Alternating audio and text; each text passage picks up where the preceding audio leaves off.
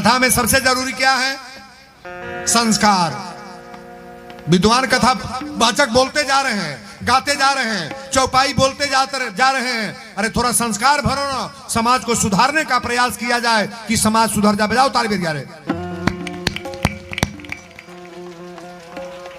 दारू के अपने पैसा के पिए सिखेला का हो? ऐसा जानते बा तोर पापो पिए ना, तो करे बापो के सिखा दे।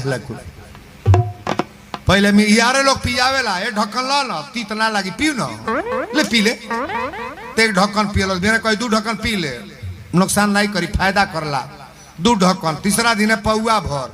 और जब बोतल के बोतल खींचे लगे तो खुदे पियावे लगी।